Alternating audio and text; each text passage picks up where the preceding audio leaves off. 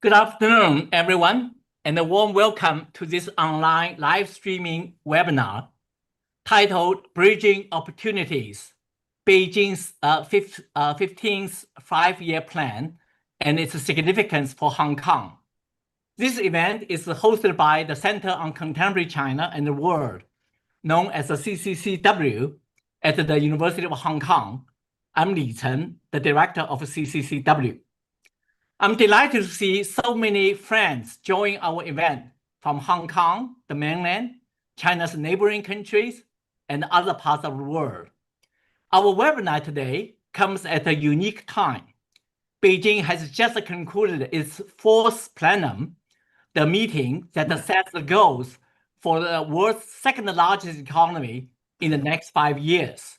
And also the Chinese and American top leaders are scheduled to meet at the APEC summit in South Korea later this week. On both domestic and foreign policy fronts, we have seen measures being taken to achieve these new goals. What strikes me the most is the Chinese leadership's great effort to strike a comprehensive balance between diverse concerns, between competing needs, short-term and long-term, growth and sustainability, central and local, domestic and international, security and development, different industry, different regions, different priorities, and so on. Now, please allow me to highlight the word bridge, the term used in the title of our webinar.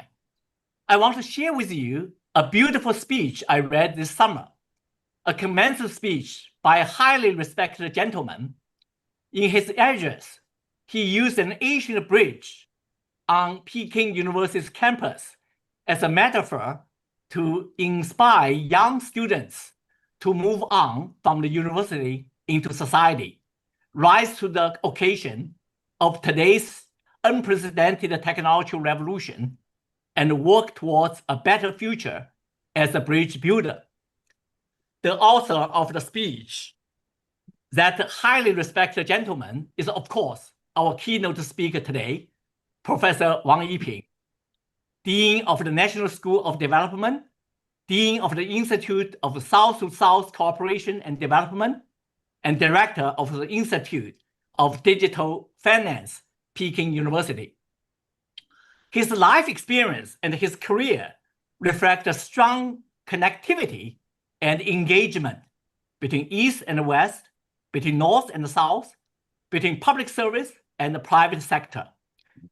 With a postgraduate training in economics, first at the Renmin University in China, and then the Australian National University, Dr. Wang worked many years in both the Rural Development Research Center of the State Council in Beijing and the Citigroup in Hong Kong as the managing director and chief Asia economist.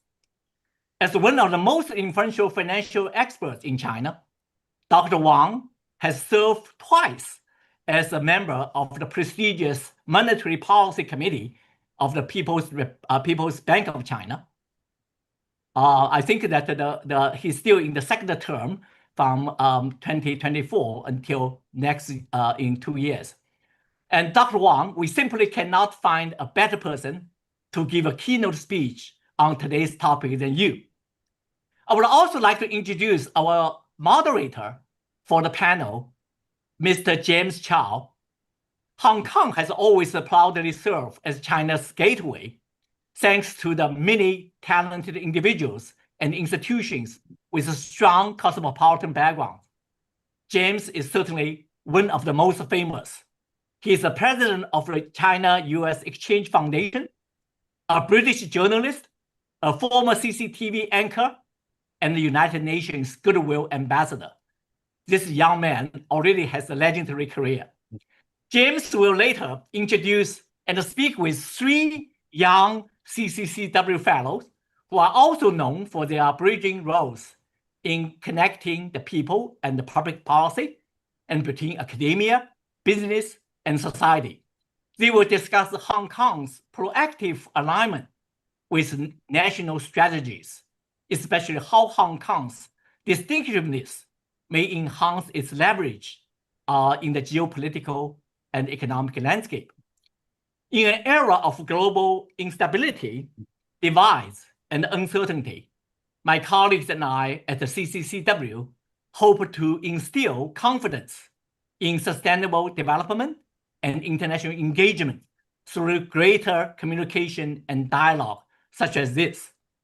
Ladies and gentlemen, now please join me in welcoming an internationally well-respected Chinese economist, my longtime friend, Professor Wang Yiping, to share his insights on China's development and beyond. Professor Wang, the floor is yours, or maybe the microphone is yours, please. Thank you very much, Professor Li Chen, for your very generous words introducing me. And I certainly feel those are grossly exaggerated compared to my actual experience and achievement. What I like to do is maybe to start with introduction of economic conditions and challenges in China, both in the very near term and the current momentum, and also somewhat medium term in relation to the fifth five-year plan program. And then maybe we'll open up for discussion with Li Chen, especially in relation to the rules of Hong Kong in that broader picture. A simple sentence to summarize the current situation of the Chinese economy is that it's under the downward pressure again. Some of you probably would remember last year we started with a relatively strong economy at the very beginning and then weakened in the second and the third quarter. Toward the end of the third quarter, there was a big turnaround of the macroeconomic policy, fiscal policy, monetary policy, and others as well, which helped stabilize economic activities during the fourth quarter. At the beginning of this year, we actually started the year with quite a decent economic performance. GDP growth was 5.4% in the first quarter. However, entering into the second quarter, things changed somewhat. Among the entrepreneurs and investors, there was a kind of uneasiness in the sentiment. When we look at the economic indicators during the second quarter, an interesting distinguishing or a segregation emerged. On the one hand, if you look at the real economic activities, such as production, retail sales, and exports, they remained pretty robust. And later on, we know that GDP growth was 5.4%, which was not too far away from 5.4% for the first quarter. And if we consider that the annual target was around 5%, so the second quarter growth number was not too bad. However, if we look at another set of indicators, which is more related to confidence and expectations, you see a situation weakening. For instance, CPI experienced a couple of months of negative growth. And the Purchasing Managers Index in the manufacturing industry dropped below 50, which means in the coming months, the activities might contract. We also saw the private sector investment year-on-year growth was flat. And finally, the migrant workers' unemployment rate edged up. So the second set of the numbers, and I think it just indicate the nervousness of the entrepreneurs. They just weren't very sure about the economic future. My own speculation was that's related to Mr. Trump's Liberation Day tariffs. When the tariffs were, well, the idea about hiking the tariffs significantly, that obviously add a lot of uncertainty or negative sentiment to in the market. But what I think it became worse is, as we have observed, that the possible tariff raise were very violent. At the beginning, it was around 40%, and then possibly moved to 145%, and then came down, and recently we heard 100% number again. That itself, I think, had a big impact on economic sentiment. As we economists often say, barriers to trade are bad for economic growth. But the policy uncertainties are even worse because you don't know what is going to happen. So when we saw the third quarter GDP numbers, the nervousness in the sentiment was confirmed, and we saw GDP growth 4.8%. Again, it's still not too far away from around a 5% target, but the expectation, and I think many people expect that the number might weaken a bit further in the fourth quarter. That raises a question about the sustainability of economic growth and whether we can continue at around 5%. But I do expect the macroeconomic policies to expand because at the moment, monetary policy stance is described as appropriately loose monetary policy, and the fiscal policy is proactive. So as the momentum weakens in economic activities, we should expect both the fiscal policy and the monetary policy to play some roles in supporting growth. Although I don't really expect very dramatic or aggressive easing at this stage. One thing we probably should pay attention to in the economy, I think the growth model is changing, and I will come to it again. But what is even more important is the paradigm of economic growth is already shifting.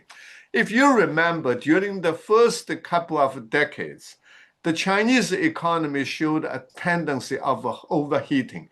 So whenever the economic activity is going on, from time to time, you saw a high inflation rate, and you saw overheating of investment and other economic activities. So the main task for the macroeconomic policy around that time was to tighten monetary macro policy to cool down the economy. However, after the global financial crisis, I think the paradigm shifted. If we look at, for instance, GDP growth in 2007, I think it was above 14%, which was probably the peak. And then obviously it came down during in 2008, and the government implemented the so-called 4 trillion yuan stimulus package, and growth picked up again in 2009. 2010 GDP growth was above 10% again. But ever since then, it's slowly decelerating, and now it's around 5%. That's the kind of trend we're seeing. The new paradigm or the new feature of economic operation is that now excess capacity becomes a key feature. We are constantly under pressure of excess capacity. And that's why the prices are pretty sluggish at the moment. And that's been the pattern for more than 10 years now.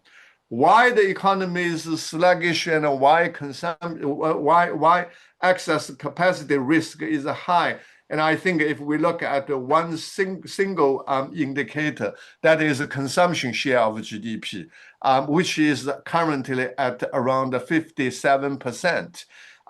That is quite low compared to a world average of around 75%, meaning we are spending probably 20 percentage points less than other countries in terms of consumption. And that obviously would impact on the supply-demand relation. But it's exacerbated at the moment by several additional factors. Number one, the property sector has been weakening, as we all know. Even as we speak, the property investment is declining, and in fact, the magnitude is widening. Looking at the latest data, even the prices are still declining in most of the Chinese cities. So that certainly affects the consumption, affects the aggregate demand again. The second factor is aging of the population. That would also weaken overall demand. But you might argue that in some other countries, or at least in the past in China, the consumption share of GDP was even lower. Our lowest point was in 2010, 47%. So now 57% is already much higher. The reason why it's looks like even becoming more difficult, I think it's related to the external market, i.e. in the past, when our consumption demand is smaller than our aggregate supply, we did not experience macroeconomic imbalances in terms of hurting economic growth momentum, because we were always able to export to the international market to absorb domestic excess capacity. This becomes much more difficult now. Number one, because the international market is much less open and transparent. The Trump's Liberation Day tariffs just is one good example. But also, very importantly, China now has emerged from a small country economy in the past, and now it's a large country economy, which basically means whatever we buy, it becomes more expensive, and whatever we sell, it becomes cheaper. That means export, it's no longer viable to export whatever excess capacity you have domestically. This is why we are seeing exacerbation of the excess capacity problem and the deflationary pressure. So whether or not that can be resolved over time, I think the government already adopted a set of policy actions trying to deal with that problem. But I think we have to be careful about what is happening in the economy and what potential risks we face going forward. And I think in the coming years, at least, this could be a potential risk that everybody have to worry about. The bigger question many people ask is if we might suffer from the kind of persistent deflation risk that Japan suffered for quite a long time. Obviously, there is a risk, but I like to think that we still have a hope that we might not be, we might be able to lift it out from that trap, at least sustain the trap. And there are a couple of reasons. And one very important reason, obviously, is that the government already put together a broad policy package called Action Plans for Boosting Consumption at the beginning of the year. And there are 30 articles of the policies how to boost the consumption. And I certainly think if that policy can be successful, even partially, i.e. our consumption share of GDP moves gradually from the current below 60% level to approach 70% or even become a bit higher than 70%, then I think the gap between supply and the demand can be substantially narrowed. We don't have to suffer from the Japan style and prolong the deflation problem. Whether or not that what will exactly play out, and that brings me to the 15th five-year plan mentioned earlier on. I just look at that policy document. To me, there are lots of policy priorities mentioned in that policy document. But to me, it looks like the overall intention is to build a new growth model that relies more on domestic economic circulation. If our past economic growth was mainly driven by external economic circulation, i.e. depending on capital, raw material, technology coming from overseas, other countries, and then we process it with low cost and export it to international market. That's been the growth engine for many years during the early stage of economic development. But as I argued, this becomes more difficult now. I don't think China can continuously rely on this growth engine to drive Chinese growth in the coming decades. And that's why now the way look at is to rely more on domestic economic circulation, although the cooperation between domestic and external economic circulation will still be vital, very important going forward. How to form a new growth engine depend on domestic economic circulation. There are basically two things that we need to do. Number one is to enhance the supply side of the circulation, especially upgrading of the industries in the Chinese industries. This has been the pattern for the past decades. Economic growth is essentially a process of structural evolution, i.e. we develop some industries, make it competitive, and then which supports growth. But when development progresses, you will see the cost of production start to rise, and you move on to the next stage of the development, which relies more on more capital intensive, more technology intensive, more high value added stuff in terms of the products we produce. So if you look at the last 40 years, that's what has been happening, moving from very labor intensive manufacturing products to capital intensive products, and then now we're trying to move to the technology intensive products. Hopefully that will be a smooth process, but at the same time, we also want to make sure the industries that lost the competitiveness because of the changing economic conditions also exit smoothly without major disruption. One big factor there is how to stabilize the property sector.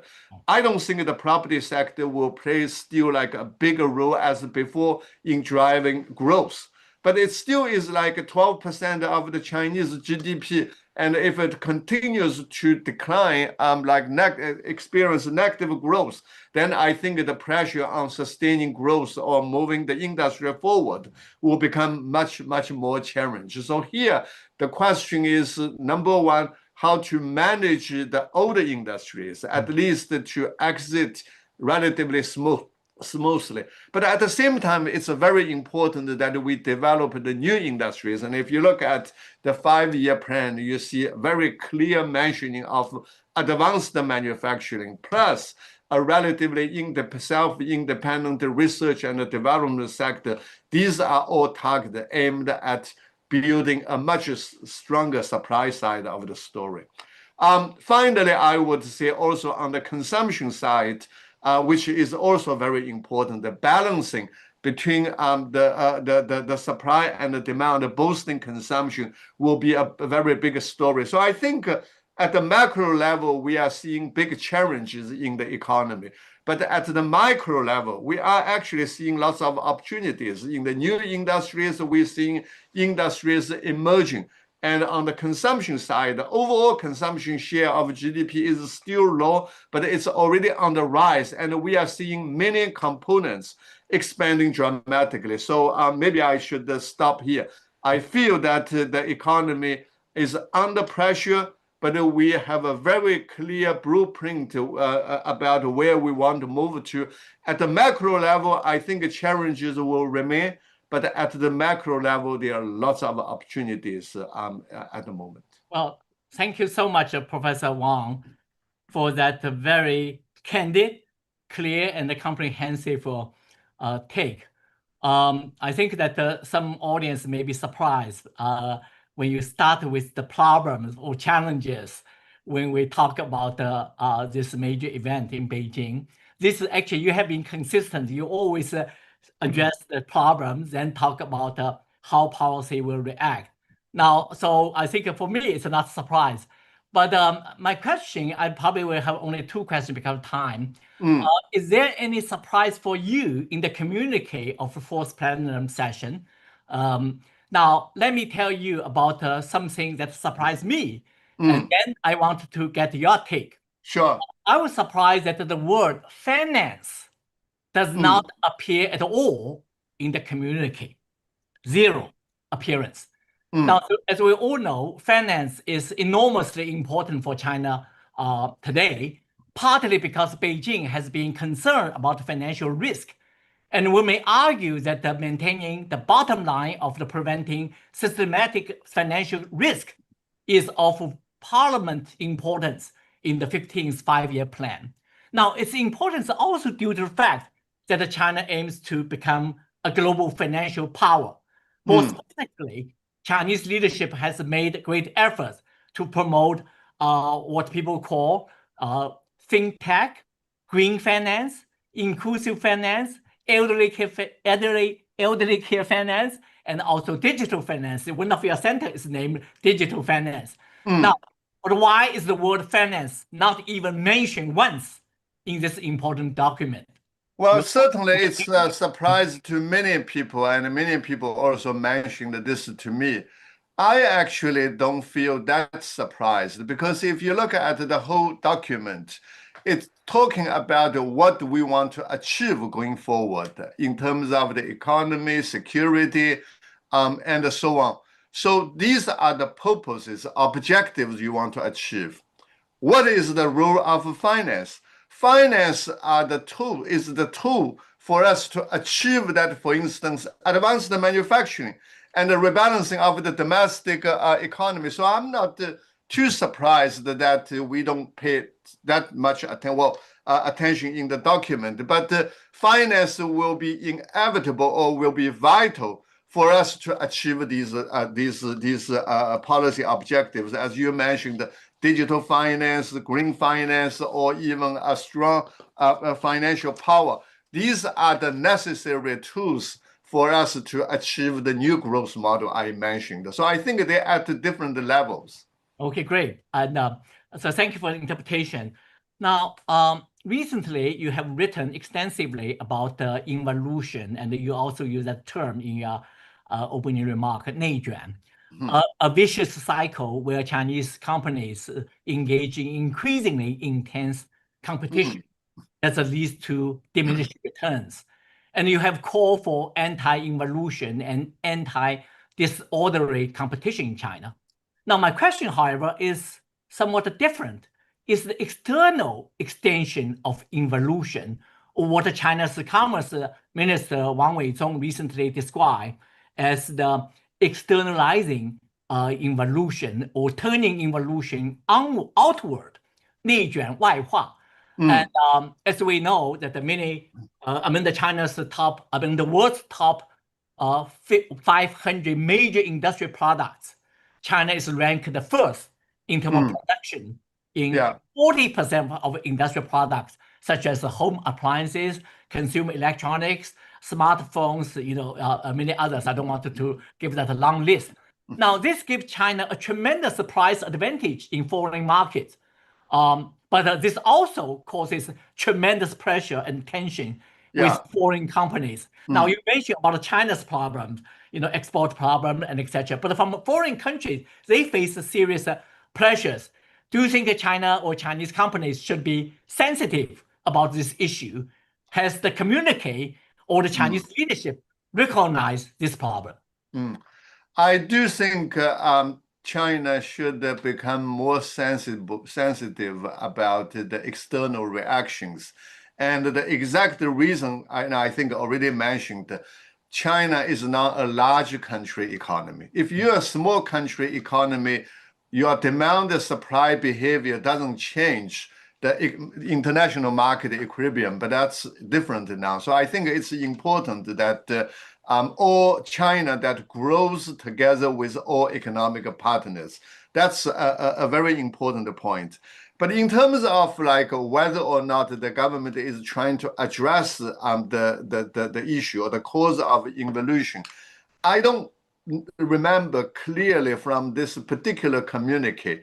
But from the last time when we had the communique from the third plenum of the 20th Party Congress, it was very clear. It specifically said want to regulate the local government investment behavior and want to prohibit inappropriate and even illegal industrial subsidies. And I think there are many reasons why involution happened. This is basically another way of saying excess capacity is a big risk in the Chinese economy. Why there's excess capacity? And I think you could look at market failure or government failure. If it's a market failure, then the market will correct later on. The main problem, I think, in China was in the past, the local governments utilized the investment promotion programs, expanded the production capacity in many areas, but they didn't really necessarily improve technology or improve efficiency. That's why we call it involution. The good news is now the central government want to regulate that, regularize the investment promotion program. Plus, the local governments now are running out of fiscal resources to subsidize. So I think we might seeing improvement in that particular area. Industrial policies can be applied, but only if number one really overcomes the market failure, and number two, if consistent with the central government policy. So the government is trying to address that issue. Finally, if we talk about the involution problem today, we should recognize that most of the excess capacity nowadays we're talking about actually exists in more relatively advanced industries, sectors. Plus, most of these companies are privately owned.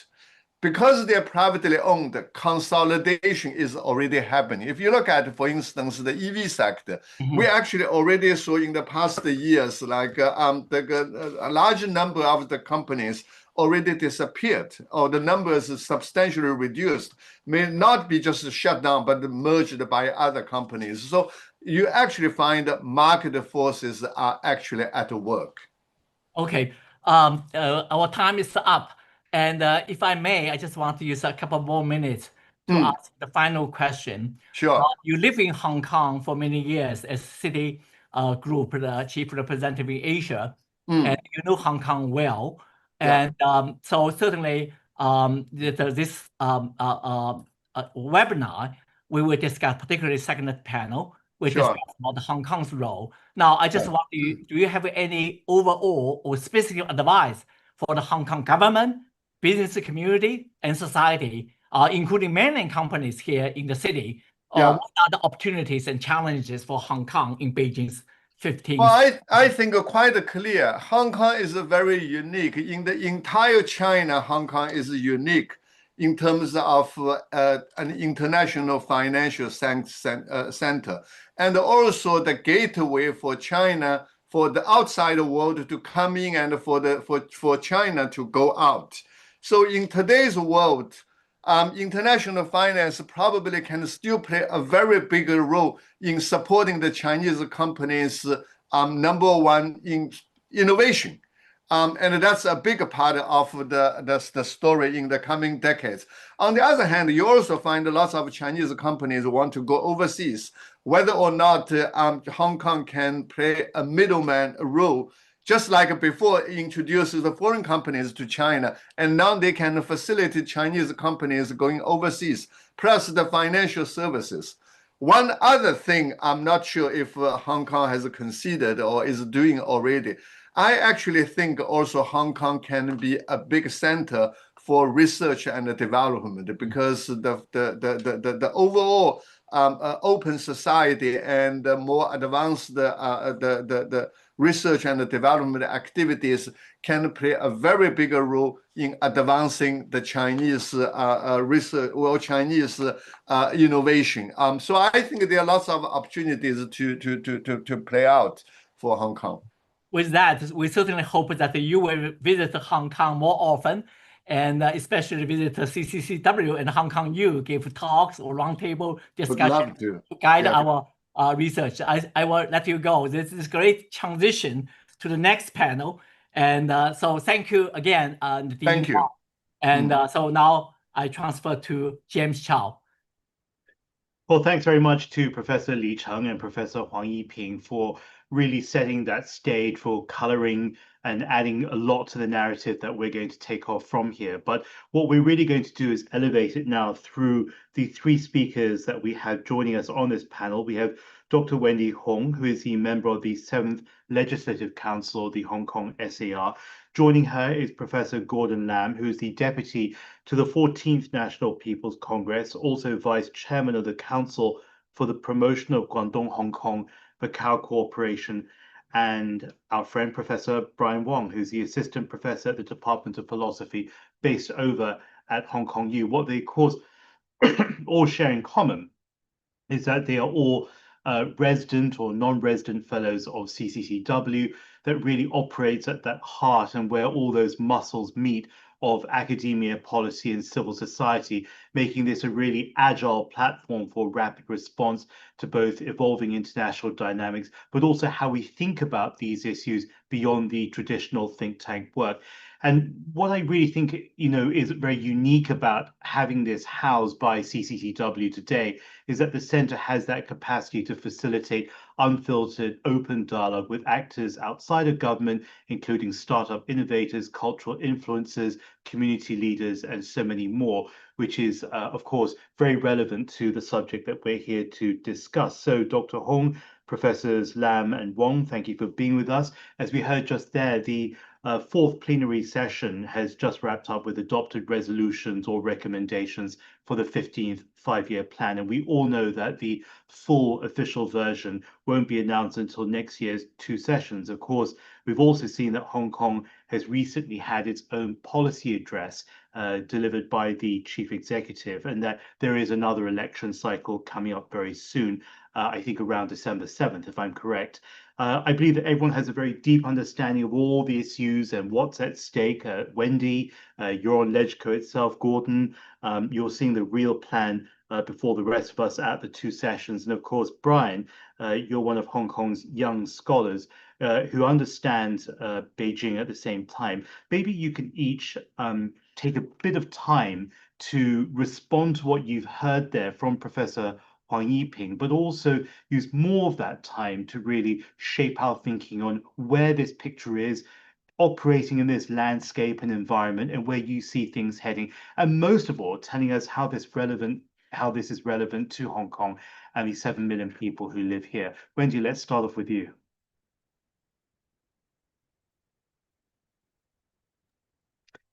I think you need to unleash the microphone. Sure. Thanks, James, for your kind introduction. Professor Li, Professor Huang, panelists, and audience, good afternoon. Thanks, Professor Huang, for your presentation just then, which have laid a solid foundation for our further discussion. I have read one of Professor Li's book, The Middle Class and Shanghai, 中产上海. Coincidentally, cultivating middle class in Hong Kong is one of my research focus. So today I will share my views on the central role of a strong middle class in achieving Chinese modernization. As we look at the communique of the fourth plenary session, three key priorities for the fifth five-year plan stand out to me because they have very close relationship with middle class. First, there's a strong emphasis on technological innovation and achieving greater technological independence. Second, it's emphasized that we would boost domestic consumption, making domestic demand a steady driver of economic growth. And third, there's a clear goal to advance common prosperity, ensuring upward mobility and rising living standards. These three strategies are technological innovation, stronger domestic demand, and the common prosperity, not only help shield China from global uncertainties, but also strengthen our economic and technological self-reliance. And I believe that from the perspective of social class, the middle class is essential for achieving these goals. Now, let's look at the first aspect, the role of middle class in driving technological innovation and the social transformation. Allow me to turn first to the lessons of history. The winners of last year's Nobel Prize in Economics, well, their names are difficult to pronounce for me. Anyway, they were recognized for their research on how institutions are formed and how they affect industrial upgrading and economic prosperity. According to them, the middle class is a powerful force for innovation and social change.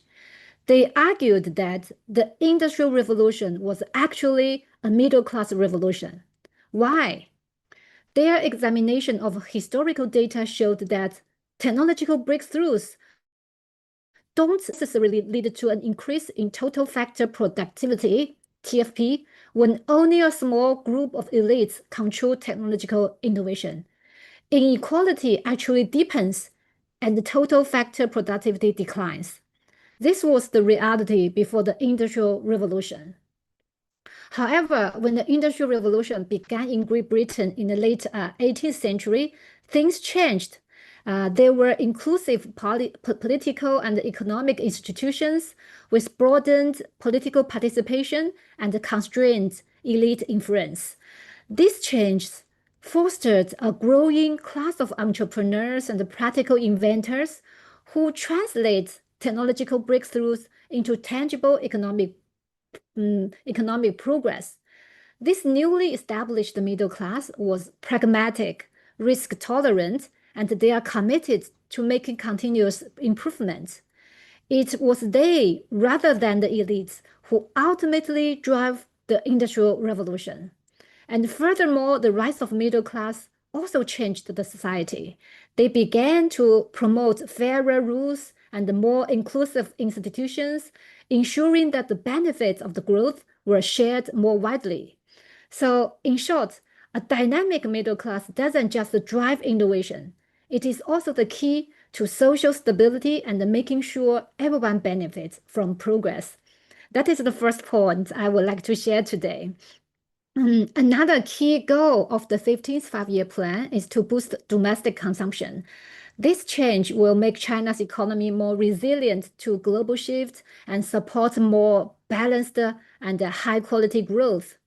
Definitely, the middle class is the main driver of consumption. Middle class have the financial security to spend on more than just the basic needs. Their purchases from education, homes, to technology, travel, create reliable demands that forms the foundation of a strong consumer economy. And most importantly, this spending doesn't just sustain the economy, it upgrades it.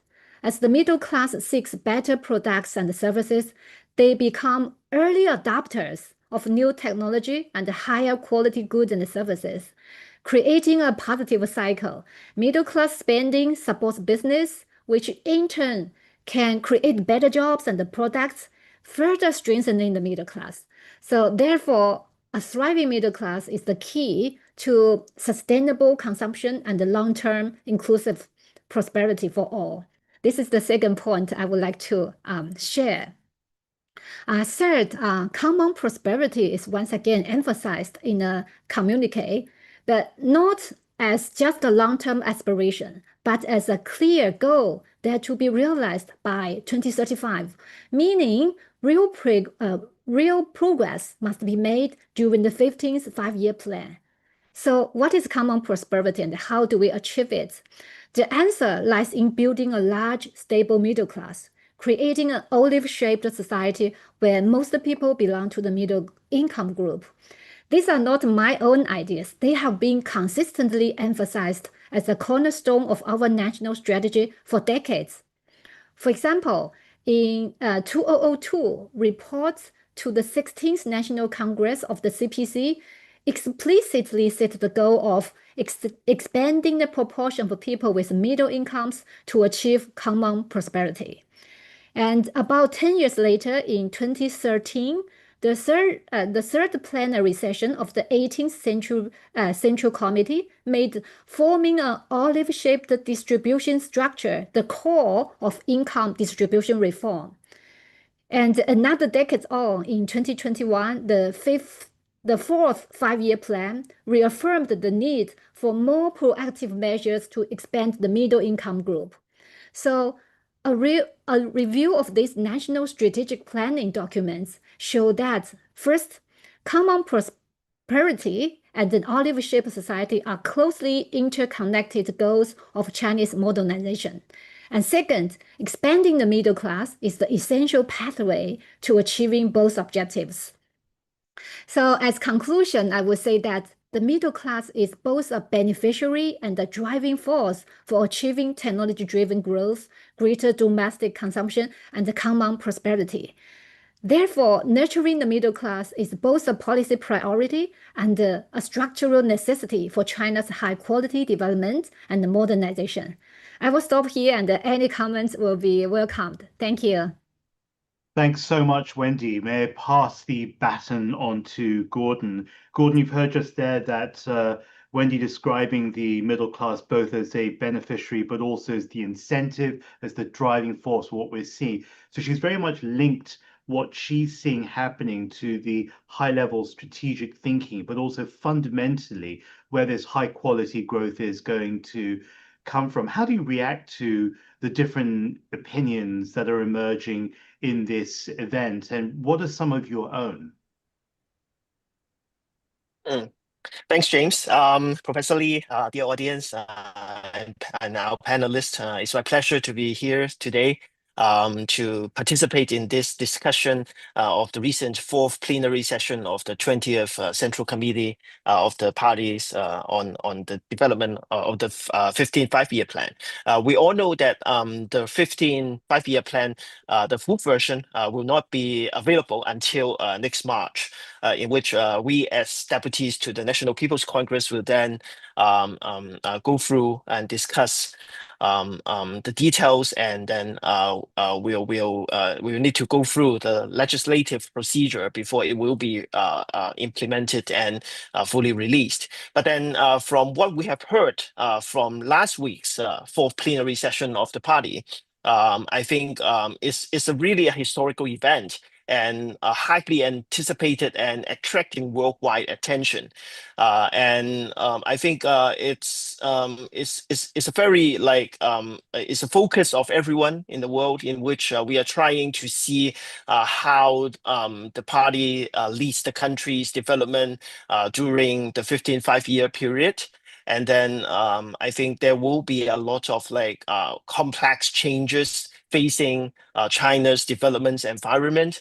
But then the top level design and the strategic blueprint for the development over the next 5 years will be very vital for the party and the leadership to lead China until reaching the goals of year 2035, which is like 10 years later. And I think the plenary session last week that happened represents another general mobilization and overall deployment to seize the momentum of what we see right now in the world, and to continue to advance China's modernization drive. And obviously, it will undoubtedly have a significant and far-reaching impact on the development of the party itself and the country. And it has actually inspired us and giving us even greater confidence in China's 15th five-year plan development, and the conviction that China's door of opening up will only open wider and continue to open, continuously providing impetus and opportunities for global economic development as a whole. And then from what we have heard from the announcements and the news, I myself have three profound impressions. So firstly, I think the achievements during the previous five-year plan, which is the current 14th five-year plan period, has been very remarkable. And since the 14th five-year plan, China has experienced an extraordinary and remarkable development. The economic output is expected to reach approximately 140 trillion RMB this year, and its average annual contribution to global economic growth remains around 30%. And then China has entered the top 10 of the Global Innovation Index, becoming one of the fastest growing economies in over a decade. China's economic, scientific, and comprehensive national strength has reached new heights, fully demonstrating the strong leadership of the party's Central Committee with at its core and the institutional strengths of socialism with Chinese characteristics. And then secondly, the 15th five-year plan is comprehensive and scientific. From what we have heard so far from the announcements, the conference proposed that the fundamental guiding ideology for economic and social development during the 15th five-year plan period must adhere to some basic principles, the so-called 6 principles. So the first one is about the party's overall leadership. And then the second one is about prioritizing the people, putting people first. And then the third one is upholding high quality development, which is very important in all aspects of economic development. And then the fourth one is comprehensively deepening reform. So we will see more reforms coming up.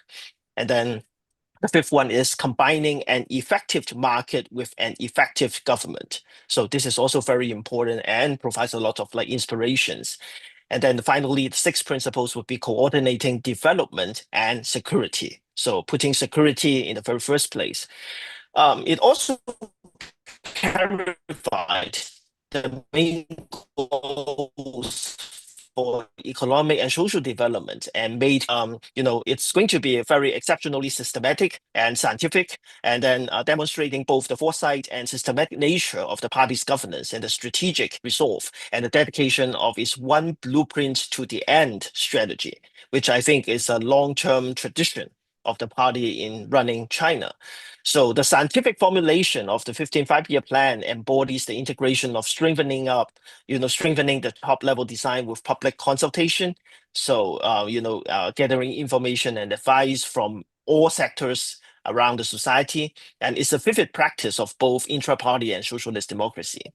And finally, the third impression that I got was there's actually greater emphasis on scientific and technological innovation and the private economy, the private sector. The plenary session proposed, among other things, one thing called accelerating high-level scientific and technological self-reliance and leading the development of new quality productive forces, 新质生产力.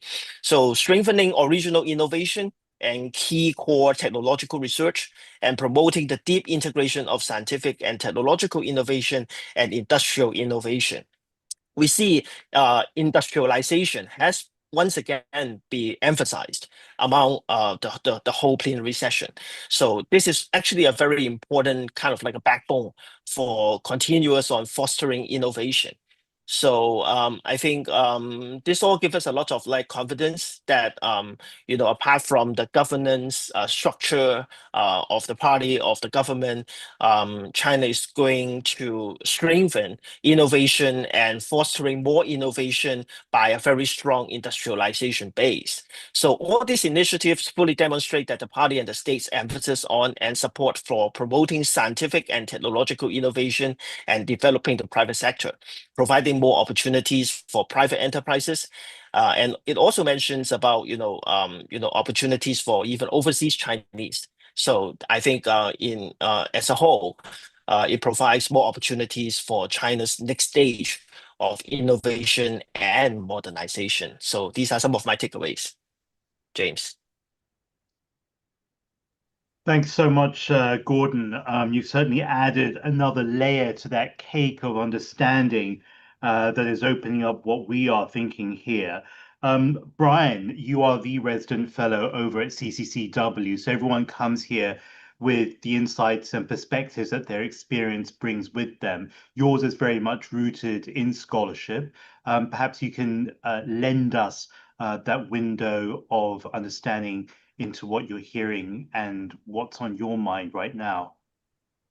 Well, thank you. Thank you very much, James. And thank you to Professor Huang, Professor Li, and of course to my esteemed panelists, Professors Lam and Hong, for their fantastic remarks and comments just then. I think a lot of the most fascinating and interesting elements concerning how the recently concluded plenum and more generally speaking, the upcoming 15th five-year plan, how Hong Kong might have a role in complementing the rest of China. And that sort of question has been quite adequately addressed by the panel here. So I would touch upon that, but I'm not going to spend as much time dwelling on it really, because I want to focus on instead the following question, which is what is uniquely a value that Hong Kong could add that no other mainland city can do for China in the context of both the 15th five-year plan, and also, of course, the upshots from the most recent plenum. And here I would note that for the first time in a readout and also communique, so to speak, coming out of the party, is the following phrase mentioned as an explicit target. And the explicit target objective, rather, is to essentially position, China, or to ensure that China's 国际影响力, right, by 2035 can reach a reasonably substantial level. And that is to say, it's the level of global and international influence. I don't think this phrase has ever appeared, at least as a concrete objective for the central government hitherto into the highest level documents. And it is on this note that I want to focus on Hong Kong's unique value added and also niche. Geopolitics, climate change, rise of artificial intelligence, food shortages, public health crises, nuclear proliferation. These are not just problems that would really instill a degree of nausea and unease in you, especially over dinner table conversations, where I like to bring them up because I'm a fun person, but also because these are very grave issues that concern thousands of millions of people or hundreds of millions of people around the world each and every single day, each and every year. These are pressing perennial problems and challenges. And that is also why China has set out the Global Governance Initiative, 全球治理倡议, right, as a very important part of its contribution to the world today. And on this front, I want to just follow up on what Professor Huang said. Hong Kong has so much potential value added here that we can generate. Firstly, as a site of important multilateral institutions and a regional headquarters, whether it be the United Nations, the World Trade Organization, World Bank, and IMF. We already have the BIS here. We already have the Institute of Mediation here. Why not seek to bring many of these leading multilaterals in the world over to Hong Kong and have Hong Kong serve as the Asian headquarters? That's something that's not only in the interest of China, but also in the interest of the ascendant global south and, of course, the ascendant continent of Asia, which remains underrepresented in the UN and many other multilateral institutions as they stand. Secondly, R&D going into how China could contribute towards these domains and areas of governance.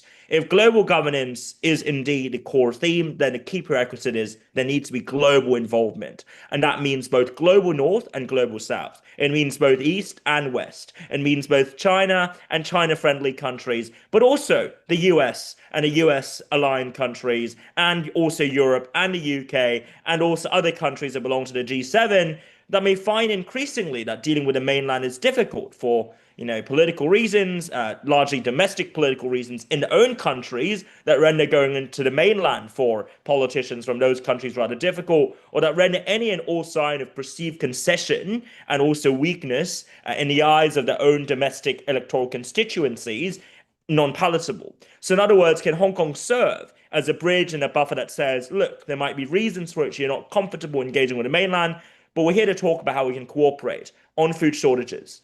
On climate change, we look at specific solutions concerning financing green, innovation and startups in Southeast Asia and Northeast Asia. If you don't want a capital to run through China, that's fine, or mainland China rather, that's fine. We are a part of China, but we're different, and we're a sort of unique part of China. We can value add for you in that respect as well. And then finally, there might be individuals who are relatively ignorant about China, who see China's influence or establishment of its own institutions, say the Belt and Road or AIB. These are viewed with skepticism by these said individuals. What Hong Kong can do here is to bring in existing alternative sets of institutions and say, we are the regional headquarters for these institutions. We welcome your engagement here. And through stationing their presence here in Hong Kong, that could very well be the first step to ameliorating the misconceptions and also misperceptions of China in the medium to long run. So that's one core prong, what I call the global governance contribution that Hong Kong can really make towards China. And of course, I'd be happy to touch upon as my second pillar, and this is also a point I'm going to make more concisely,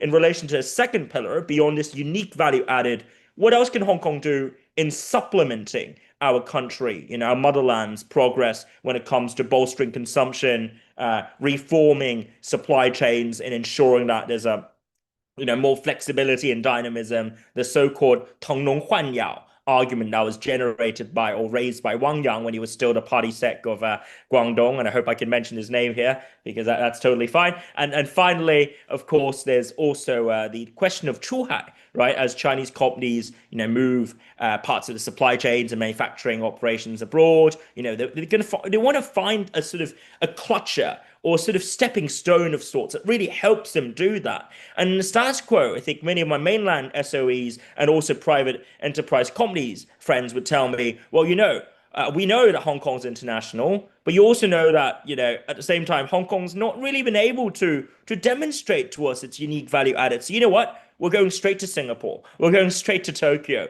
We're going even to Abu Dhabi ourselves because we don't really see, I'm afraid, the value you guys could bring to the table. And when I hear stuff like that, that gets me thinking, wow, we've been saying this with a bridge, with a connector, with a value adder. We've been saying this for so many years now. But are we really, delivering upon our end of the bargain? Or is there more that we need to do, whether it be in strengthening the linguistic, the cross-cultural, the communicative, the performance, in general, the sort of bridging capabilities of our own talents and manpower? Alternatively, in asking ourselves, what is it that our mainland friends can't do across the boundary that we can do here? And just double down on that, whether it be legal experimentation, innovation with regards to currency and financial offerings and product offerings, so on and so forth, or even more imaginatively, can we be more liberal with our data flows and seek to align ourselves with, both the data circuits and jigsaw puzzle? Because otherwise, if we think all is well, if we just sit around and sing My Fair Lady all day long, that's totally grand, but that's not exactly going to do our country or indeed our city within our country justice, so to speak. So that's just my 2 cents of worth. Thank you very much. Thanks very much, Brian. So we've got a very, very clear buffet of ideas that have emerged from this joint conversation so far. And Wendy, what I really think about is, the work that you've written, which has zeroed in on the wealth gap and the middle class. You spoke a lot about the middle class, especially towards the end of your remarks. But when we think about, the wealth gap and the want and wealth, the rich, the poor, the north, the south, all these diametrically opposite forces, we think not only of the world, which is trying to grapple with that income gap, but also the social inequity that then begins to creep and then flood that system, but how China is trying to copy the economic miracle. In fact, it pioneered its own economic miracle without copying the problems that many countries and systems are still trying to grapple with, which is you can't have prosperity without the inevitable outcomes of having a big gap there. I think you argue against that, and this year's 5-year plan mentions improving the income distribution system, improving people's livelihoods and promoting consumption. With your experience and with your great interest in this, what do you think are the big challenges, the big opportunities facing Hong Kong's emergence as a middle class, and what's the most important factor for Hong Kong in improving people's livelihoods over the next 5 years? And I want to tie this also to what Brian just said here. There have been many catch-all phrases that have been used about Hong Kong. And after a while, you realize it's not just the last 2 years, it was before the pandemic. It came up, in the 2000s, it came up after the handover. A lot of people are looking for delivery, not only on the promises, but on the potential of this really fantastic city, where perhaps the biggest potential of this city is its own human capital.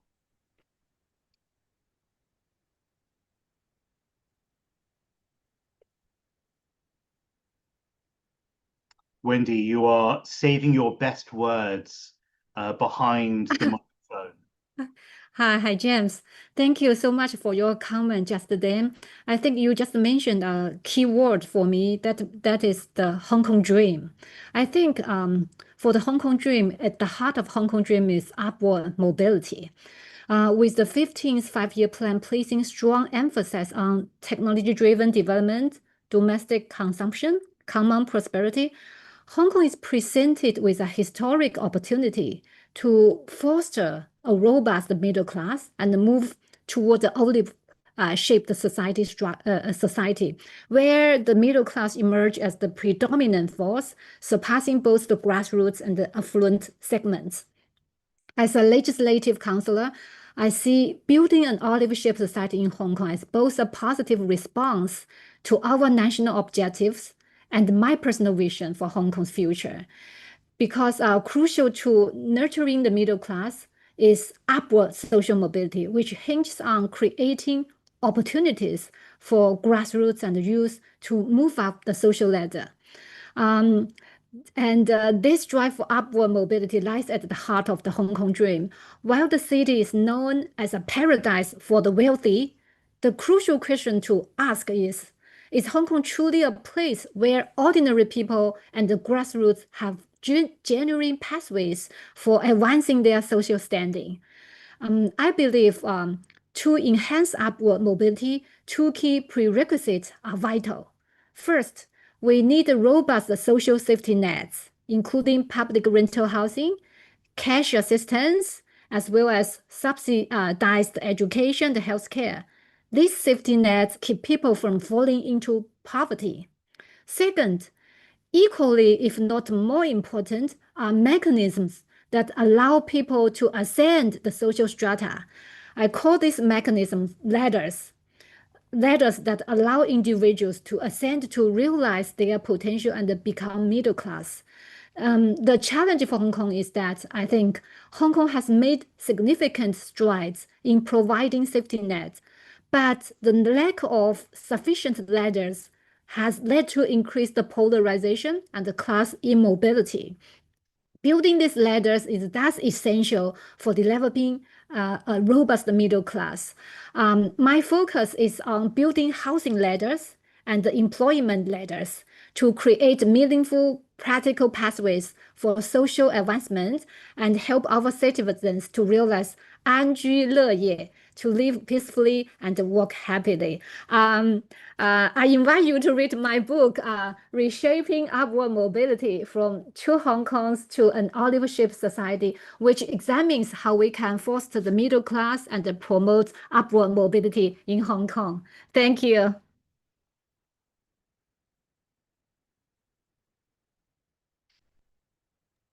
Thanks, James. So much. Thanks so much, Wendy. Run to the bookshops and get your copy now of Wendy's book. I will send you a copy. Oh, thank you. Thank you very much. Can I tie that thread of what Wendy is saying to Gordon? Gordon, you know, it's very important to have you here as part of this conversation because you are, of course, a deputy to the 14th National People's Congress, and because you are embedded in this whole ecosystem of mainland Macau, Hong Kong in your other roles as well. We all know that high-level security is critical for high standard, high quality development. What do you think is the balance between the two? In fact, let me strip that down a bit and say, is there a balance between the two? Can you have one but also have the other? And the resolution has this line that we should adhere to the focus on economic development. So what are the insights that this focus will bring to Hong Kong? And is there a way to elevate, to build up the muscle of the city's long-standing traditions of inclusiveness, openness, and progressiveness so that Hong Kong is very much one country, two systems, so that it is the one country, it has the advantages of the two systems, and that it brings the advantages of that two systems back to that one country, which sometimes we forget about. Thanks, James. Thanks, James. You mentioned about the balance between high-level security and high-standard development. And from the plenary session that happened last week, we know taking economic development as the central task will be a very important note coming forward. So I think indeed it's a core issue for Hong Kong's future development in the current complex international environment. And I think there are a few core dimensions and practical pathways for Hong Kong to balance security and development under this guidance of taking economic development as the central task. So I think among all, the first one is Hong Kong has been a very important finance and economic super connector and super value adder. So I think there's a lot of things that we could do, Hong Kong can serve as a two-way springboard between international capital and with the market from mainland, and then strengthened risk supervision of the financial system of Hong Kong, and then improving Hong Kong's offshore renminbi market, developing a lot of financial products like ETFs to attract global capital, expand stamp duty waivers for renminbi, counter trading, things like that. I think that would actually perfect the ecosystem for more family offices and people interested in the financial sector to foster Hong Kong's growth in terms of finance. And then secondly, I think Hong Kong is trying to boost innovation and tech development. Particularly, we see the development of the Northern Metropolis. So innovation and industry innovation hub in the Greater Bay Area together with Hong Kong, and kind of like leading as kind of like the Asian tech. I think it's what Hong Kong could actually play a very important role in. So like focusing on the advantageous fields like AI and fintech, which is still evolving and developing. And then also developing disruptive technologies like flexible electronics, and then at the same time encouraging new areas, frontier areas like low altitude economy, which is a heated topic in Hong Kong and also in the GPA right now. And then also establish Hong Kong as kind of like a one-stop service for global tech talents and also finance talents as well. So I think that's also a very important thing for Hong Kong, and that would actually balance, between security and also high standard development for Hong Kong. And then at the same time, I think Hong Kong can play a very important role in regional integration and governance. I think Brian mentioned a little bit. All the important international organization could have their headquarters or their Asian headquarters in Hong Kong, and then at the same time, the Northern Metropolis of Hong Kong would be a very important platform for deep cooperation between Hong Kong and Macau and Guangdong as well. So, but then obviously we need to have innovative land and financing models to push the development. And at the same time, crossing the border, Hetao region in Shenzhen is also very important collaboration platforms between Hong Kong as well. So I think using institutional innovation to remove barriers and loosen bonds could actually enhance development efficiency. After all, I think Hong Kong's future development deserves a few attention on several areas. So, for example, talking about the financial sector, like how could we actually encourage more patient capital and long-term planning, and then encouraging more, tech companies to make long-term investments in Hong Kong, and then also making Hong Kong kind of like a bridge between digital and green economies. Hong Kong has the potential to transcend its traditional role as a financial intermediary and become a leader in digital finance, artificial intelligence, and green finance as well.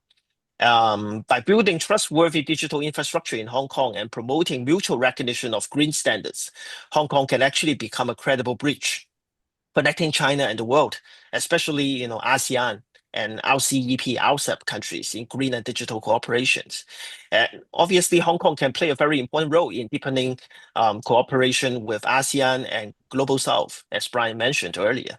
So, I think this could actually be in areas like green finance, and probably even in fields like education and training, and even like legal services, which are originally the strengths of Hong Kong's economy, and then expanding into new strategic hinterlands. So I think in conclusion, for Hong Kong, security and development are not a trade-off, but are mutually reinforcing. Under the solid guarantee of one country, two systems, focusing on economic development precisely requires Hong Kong to integrate national opportunities with global opportunities by leveraging its unique institutional, locational, and professional advantages. I think Hong Kong can achieve a higher level of open security, dynamic stability, and higher quality development. James. Well, I don't know if we've got any questions coming in. I see one question coming in so far from Cynthia. But perhaps we can go in quickly to, and I'm not sure we have time to address these, but Brian, I mean, I do want to loop back to you, and you are someone who who really connects. I mean, I open up my Instagram and you're in Indonesia one day, and then you could be in the global south the other day. And you don't just go to these places, but you have conversations and you create for yourself these platforms for dialogue with people who really are more than just stakeholders, people who really do shape public opinion, who do influence public policy. And I think that this embodies, or what should be embodying more, the spirit of the next generation of Hong Kong. Hong Kong-based institutions like CCCW and like the one that I work over at the China-United States Exchange Foundation. And we do it together. And it's not necessarily divorce where it's one or the other. We're all very active in trying to elevate people-to-people exchanges, A, so that they actually happen, particularly between China and the United States, but B, looking at that quality of engagement. So it's not just about the critical mass, even though there is that 50,000 student program, but there's actually a meaningful impact. So we don't just go from one engagement to another without really thinking, but really having a strategy in place, a plan that we actually deliver on. We actually execute this together. What do you think when we talk about more aggressively, or can I say more actively engaging with the world with impact over the next 5 years? What does that look like to you? Who are the partners? What type of programs? What are the priorities? And more so, when you look at the seesaw that life presents us, what are the leverages and barriers as it comes to Hong Kong's international engagement? Are there actually barriers to it? Because I mean, see the rest of the world, it's a really difficult time when I think how lucky we are to be here, because it's really, really hard to live, survive, and live well in many parts of the world today. Well, James, these are incredibly powerful observations. I just want to start off by saying, the leadership and also the initiative you've shown over the past many years in steering KUSEF as its president is also truly testament to your own ability to draw upon media, public policy, and also, dare I say, track two diplomacy at its highest levels to drive forward meaningful engagement, not just on behalf of China and the US, but also specifically Hong Kong, where KUSEF is located. So I just want to start off with a sort of hats off tribute to you. With that said, I've got a couple of disjointed thoughts I'm going to share over the next 5 minutes. I promise you I'll stop at 53, so we can take more questions after that. But the first thought I have is we've really got to give our youth more opportunities to go out there, because the number of students who line up at my office asking me, Brian, I'm interested in international affairs, I'm interested in international relations, but I don't really see a job or a future for me. Well, if I get a penny for each and every student I have along those lines, then I'd probably have £1 by now. So in short, there's plenty of interest, but the trouble is, whenever I see these wonderful talents, I know a gentleman who speaks 9 languages, Cambridge graduate, now works as a management trainee. I know another gentleman who, of course, is trained in public health and nursing, but somehow spends half of his time sort of on holiday, so to speak, traversing Southeast Asia, going to Laos or Prabang, going to Vientiane, speaking with and chatting up young strangers there, obviously with the intention of getting to know them better, not for any other nefarious reasons. But they don't really have the opportunity to shine, not so much because their jobs aren't good, but because Hong Kong doesn't give them the right kinds of jobs that you might expect, say, in Vienna, in Geneva, in New York, or even in London and Singapore, right? Because you might say, well, of course, the former 3 are all UN regional or full headquarters. That's unfair as a comparison, sure. But, look at Singapore and London, loads of geopolitical risk analysis jobs there. Why don't we have that here in Hong Kong? Second observation, I'd posit that Hong Kong could become the sort of hub for civil service and bureaucratic training for the rest of Asia. When folks think of public policy schools, they say Harvard Kennedy School, they say Lee Kuan Yew School of Public Policy, and of course, some might even say, well, Schwartzman in the form of the MPA. But why can't Hong Kong be, in many ways, the HKS, if not the better version of HKS for civil servants and young political leaders and aspiring talents from all over Asia and beyond? because we don't need to just serve, our own country, which is great and fantastic and all. But if we truly to add value to China, we've got to do things that, the rest of the country and mainland, for instance, might struggle a bit with. For instance, getting folks, from countries with which China's historically had tense but complex and nuanced ties to come over and study. Hong Kong remains an incredibly welcoming destination for Japanese talent, South Korean talents, American youth. And of course, in an ideal world, I would love it for all of them to come to China, to study in Shanghai, to shop in Chengdu, to have nice hot pot in Chongqing. But till that day comes when they feel comfortable doing so, Hong Kong must position itself to be the place where they can get training and exposure to a mixture of East, West, North, South ideas to develop this sort of Hong Kong pedagogy and methodology of governance, as opposed to constantly sort of fetishizing and reminiscing even over, some of the institutions that, for instance, you and I, James, we went to, right? Oxford, Cambridge, I'm holding an Oxford cup right now, right? That kind of fetishization, hopefully in 30 years' time, we wouldn't see, because we'd see folks saying, I'm so proud that I graduated from Hong Kong U with a master in public policy, and now I'm the deputy prime minister of this country in Eastern Africa. Why can't we have that in the future? That's a suggestion of mine. Very humble. I don't know if it's feasible, but under our leadership in HKU, I'm cautiously optimistic that we've got the right people and the right talents for that. And finally, for the final 30 seconds, I'm going to make this last and final pitch. When we say we want Hong Kong to bridge and be a connector, I would want to throw this question out there and tell a China story. Here's my suggestion. Why can't Hong Kong tell the story of Asia? Why can't Hong Kong be the platform for Asian countries to interface with China specifically, but also with the rest of the world? Why can't we be the best English and Chinese broadcasting platform for leaders in Southeast Asia, heads of think tanks in Central Asia, or even, youth activists in South Asia, in India and Bangladesh and Pakistan? Why can't we bring them here? Just like, for instance, the upcoming Hong Kong Forum that you've got, actually. Bring them here, bring these voices here, curate them, give them the space, and give them the kind of respect they deserve. Because ultimately, I completely agree with President Xi when he says, 青年兴则国家兴. That's right. But to have a vibrant and thriving youth community requires us to see them as more than just youth. The youth are not, individuals whose consent and whose preferences can be assumed. The youth are heterogeneous, the youth are diverse, and the youth deserve to speak for themselves. Thank you. Thanks so much, Brian. Well, you mentioned there the US-China-Hong Kong Forum, bridging that to your last comments on youth. We feel, all of us, very strongly, and I know that's shared over at Hong Kong U as well, that we give youth not only a seat at the table, but we give them a positioning so that they're actually listened and heard on an equal platform with the ministers and the ambassadors who will be here as well. So for another year, we're doing Spotlight on Youth, where we put them in the plenary session, and we shoved them this year actually into the opening plenary in the morning to stress the importance and significance, so that we don't just talk about next generation leadership, but we're talking about that now generation.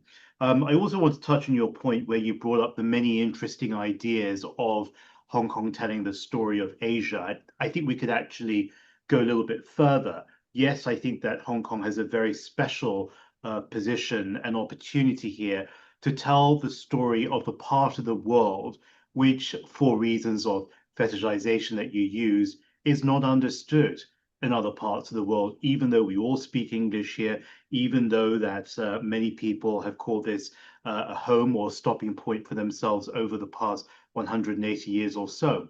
But I would like to add that we need to be strong in speaking English, in being part of that lingua franca that the world communicates in. It opens doors, it opens minds, it allows us to be more culturally connected and fluid with the rest of the world. And I think that, getting that back up to speed is important. And the last point where you talked about being almost like a home of MPA, like Harvard Kennedy School, I think you're absolutely right. And I would add to that, apart from the civil service, Hong Kong is a global model for clean governance.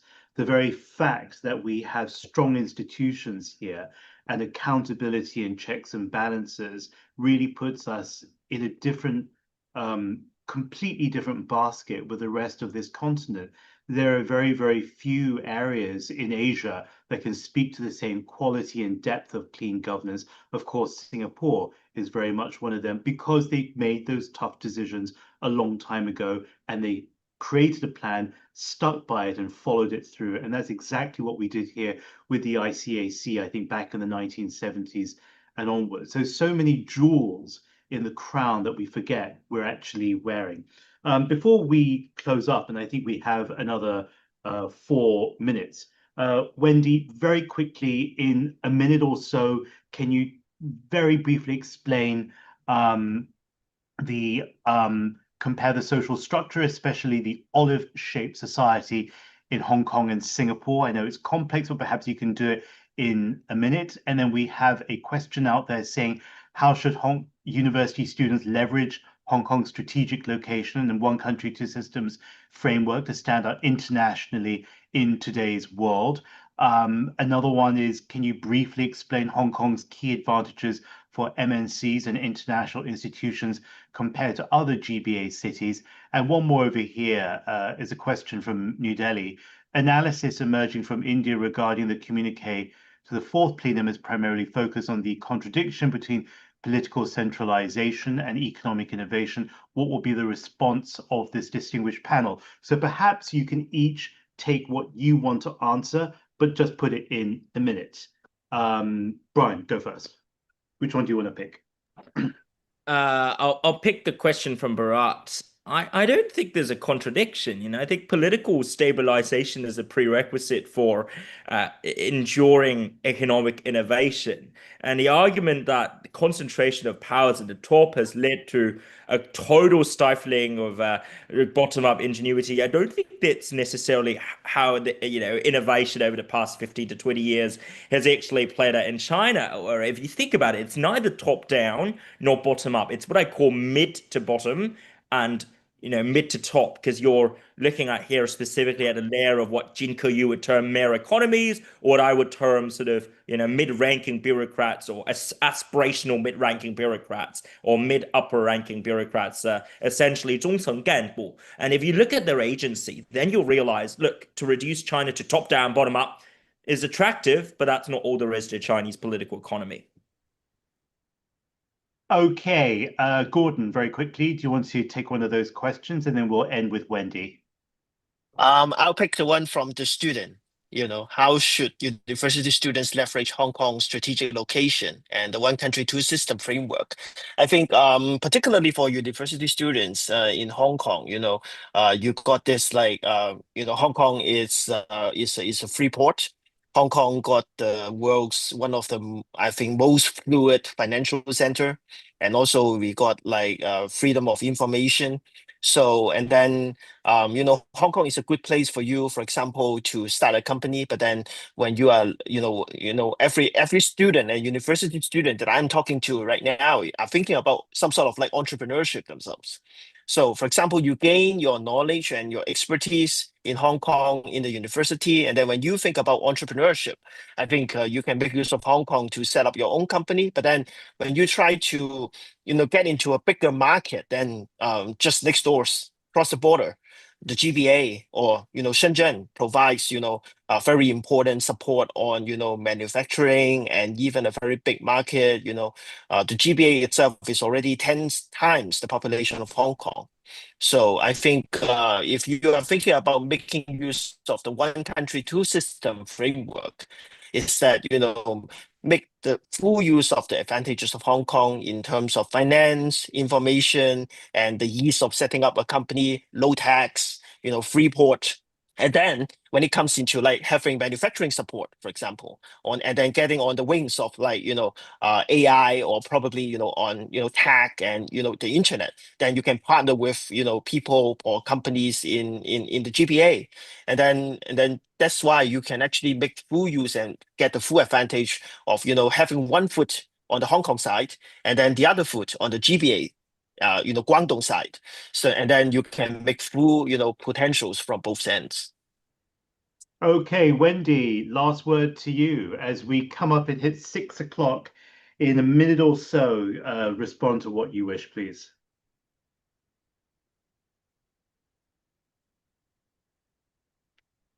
You're still muted. Wendy, you have a voice. Let it be heard.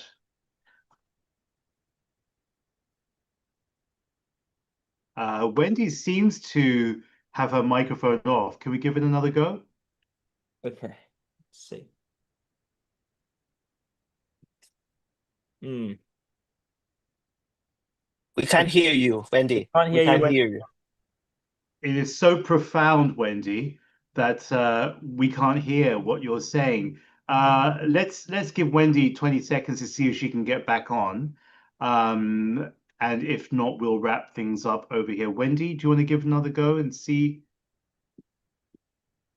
She says no. So she's declined the opportunity. But you know, all it leaves me to say is I'm not sure I'm supposed to end it here or pass back to CCCW.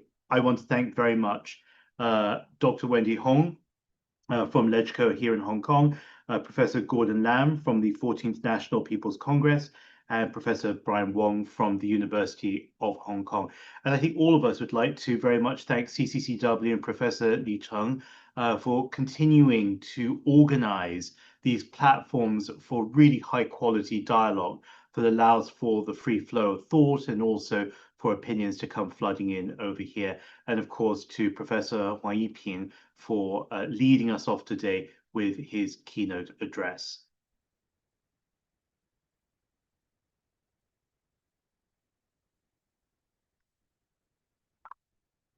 Thank you. Thank you. I suppose it is goodbye. Thanks very much. Take care. And I think Professor Li Cheng has come back online. Are you going to add any words, Li Cheng? All right. Thank you very much. And he says we're going to wrap up over here. Thanks very much for joining us for this special session on Bridging Opportunities, Beijing's 15th Five-Year Plan and its significance for Hong Kong, hosted and invited by the Center for Contemporary China and the World, CCCW, at the University of Hong Kong. And Professor Li Cheng is founding director. See you again next time.